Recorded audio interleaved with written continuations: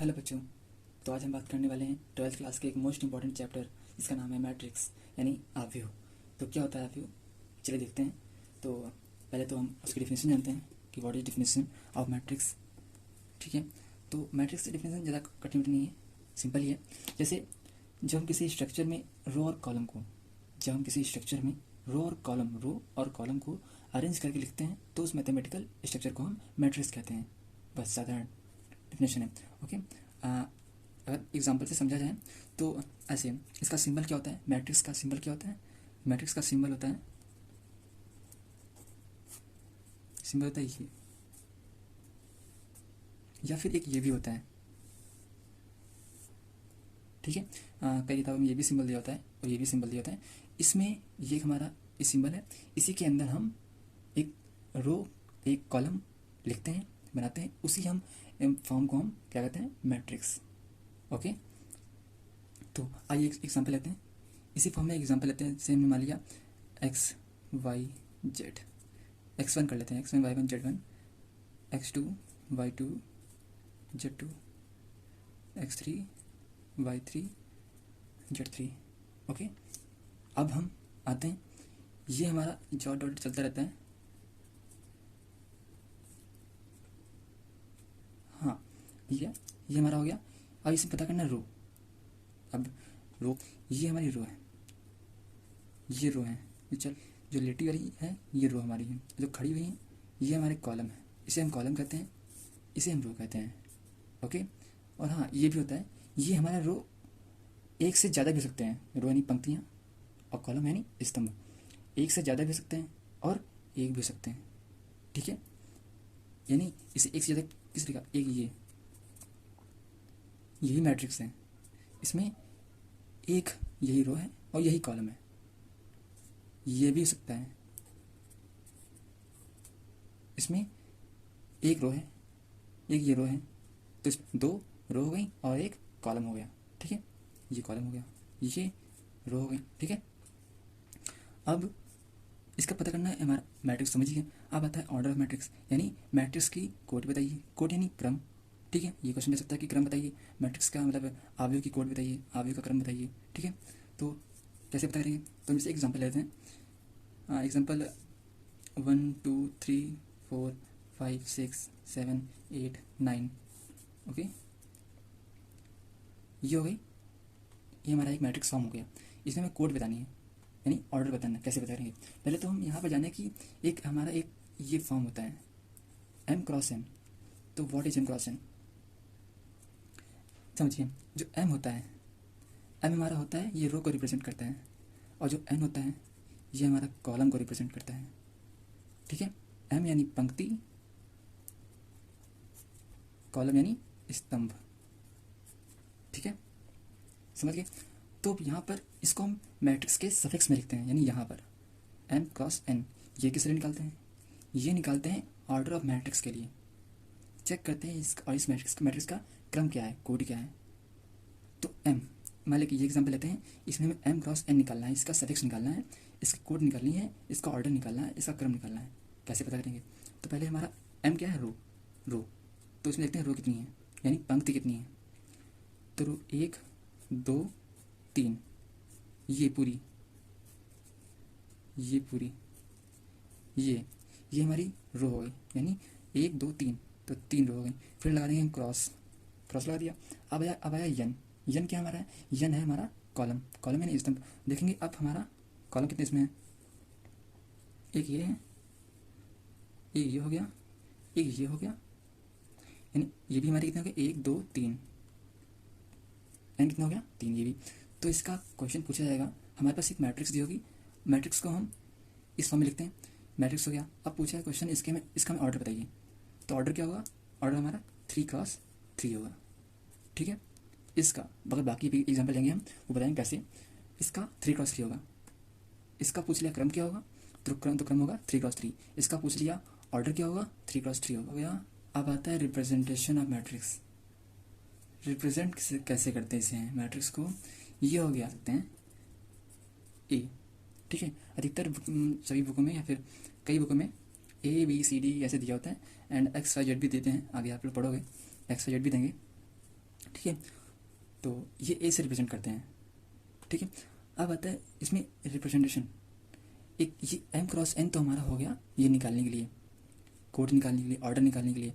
अब आता है ए आई जे। अब ये क्या होता है, होता वही है। अब यहाँ पर आई हो गया हमारा क्या, आई हो गया रो, जे क्या हो गया, जे हो गया कॉलम, ठीक है, ये हो गया कॉलम, जे कॉलम हो गया। अब उसके बाद हमसे पूछा गया कि आप A2 3 निकालिए, A2 3 निकालिए, इस मैट्रिक्स का A2 3 निकालिए। तो कैसे निकालेंगे, A31 निकालिए, A33 निकालिए, A21 निकालिए, A12 निकालिए। कैसे निकलेगा, तो देखते हैं यहाँ पर रो ए वाली से, ए मैट्रिक्स है उसमें दूसरी रो तीसरा कॉलम, आई क्या है, रो है। तो यहाँ पर कंपेयर करेंगे इससे, इसको इससे कंपेयर करेंगे। देखो आई क्या हमारा है 2, जे क्या है 3, तो रो दूसरी रो तीसरा कॉलम। देखते हैं दूसरी रो कौन सी है, दूसरी रो ये है, तीसरा कॉलम कौन सा है ये, देखें ये तो मतलब ये कट कर रहा है 6, तो इसका आंसर क्या हो जाएगा 6। अब देखते हैं ऐसे 3 1 यानी 3 तीसरी रो और पहला कॉलम। तीसरी रो कौन सी है, 1 2 3, ये तीसरी रो ये हो गई। पहला कॉलम कौन सा है, पहला कॉलम ये, पहला कॉलम ये तो है ये। तो अब देखें कौन सी तीसरी रो पहला कॉलम, तीसरी रो ये हो गई, पहला कॉलम ये हो गया। अब कौन सा आया, ये आया, यानी 7 नंबर कंपोनेंट हमारा ये हो गया, ठीक है। अब पूछा A33, A33 तो तीसरी रो तीसरा कॉलम, तीसरी रो और तीसरा कॉलम हमारे ये बैठा के, अब तो ये 9। अब पूछा दूसरी रो पहला कॉलम, दूसरी रो ये रो दूसरी रो हो गई, पहला कॉलम ये हो गया, यानी ये अब आया चौथा। अब आया A12, 1 यानी पहली रो और दूसरा कॉलम। पहली रो कौन सी है, ये पहली रो ये हो गई, दूसरा कॉलम ये हो गया, मतलब हमारे पास अब ये आया, मतलब ये इसका हो गया। और कभी कुछ क्वेश्चन पूछते हैं इस मैट्रिक्स के, ए मैट्रिक्स के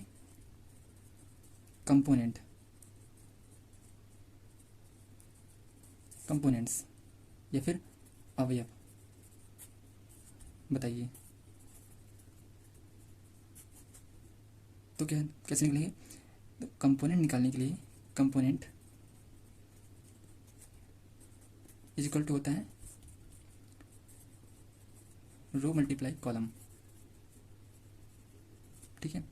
तो कंपोनेंट क्या हो जाएगा, रो कितनी है, इसमें रो कितनी है 1 2 3, यानी 3 रो, और कॉलम कितने हैं 1 2 3, 3 कॉलम हो गए, यानी 3 3 जा 9, 9 कंपोनेंट कितने हो गए 9, ठीक है, ये हो गया। अब जैसे हमारे पास ये क्वेश्चन है, ओके, ये हमारे पास एक क्वेश्चन है, इसमें दिया है कि यदि मैट्रिक्स अवयव मैट्रिक्स है ये ए, ठीक है, इससे रिप्रेजेंट करते हैं बताया आपको, ठीक है।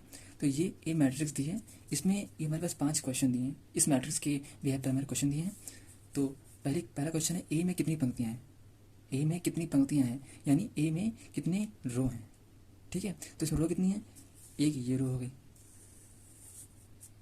ठीक है, एक ये रो हो गई, एक ये रो हो गई, यानी 1 2 3 कितनी रो हो गई 3, यानी पंक्तियाँ 3 हो गई। अब आया दूसरा, ए में कितने स्तंभ हैं, यानी ए में कितने कॉलम हैं, तो एक ये 2 3 और चौथा ये, यानी 1 2 3 4, तो स्तंभ कितने हो गए, कॉलम कितने हो गए 4, ओके। अब आया ए का क्रम क्या है, अब ए का कोई क्रम निकालना है, तो क्रम कैसे निकालते हुए जाएँ, तो क्रम निकालते हैं, बताया तुमको पहले बताया था, देखो ये क्रम कैसे निकालते हैं, m क्रॉस n से, ठीक है। तो m क्रॉस n क्या होता है, इससे निकालते हैं ऑर्डर ऑफ मैट्रिक्स का ऑर्डर निकालिए, बताया ऑर्डर यानी कोड यानी क्रम। तो देखिए, तो m क्रॉस n होता है, ठीक है, m क्रॉस n होता है। तो m क्या होता है, रो कितनी इसमें है 3 रो हो गए, 3 रो, और n कितना, n स्तंभ कितने हैं 4, तो 3 क्रॉस 4 हो गया, तो क्रम क्या हो गया इसका 3x4। ए में कितने अवयव है, चौथा क्वेश्चन है। ए में कितने अवयव हैं, अवयव यानी कंपोनेंट्स कितने हैं। तो कंपोनेंट्स निकालने के लिए आपको बताया गया, देखो कंपोनेंट्स निकालने के लिए ये फार्मूला होता है रो इंटू कॉलम। रो कितने हैं, देखो इसमें रो कितने हैं, रो इसमें 3 है, ठीक है। कॉलम कॉलम निकालते हैं इंटू कॉलम, कॉलम कितने हैं 4 हैं, तो 3 इंटू 4 कितना हो गया 12 हो गया, ठीक है। अब आते हैं अवयव, A23 निकालिए, कंपोनेंट A23 निकालिए। अब इसमें हम A23 निकालेंगे कैसे, देखो A23 क्या कह रहा है, हमने क्या पढ़ा भी है पहले, AIJ पढ़ा है, AIJ। तो आई क्या होता है हमारा, आई होता है रो, बताया आपको। जे क्या होता है, जे कॉलम होता है, ठीक है। तो अब देखेंगे, इससे कंपेयर करेंगे। तो आई क्या है 2, यानी रो का क्या है 2, तो दूसरी रो जाइए पहले, दूसरी रो ये हो गई। अब जे कॉलम हो गया, यहाँ कंपेयर कीजिए 3 आ गया, यानी कॉलम कितना है 3। तीसरा कॉलम देखिए, तीसरा कॉलम कौन सा है 1 2 3, यानी तीसरा कॉलम ये हो गया। अगर इसको काटेंगे ये और ये, तो कहाँ पर कट रहा है, इस पर कट रहा है, ठीक है। तो हमारा A23 क्या हो जाएगा -1। ओके बच्चों, अगर वीडियो अच्छा लगा तो लाइक करो, अपने दोस्तों के साथ शेयर करो और चैनल को सब्सक्राइब कर दो। धन्यवाद।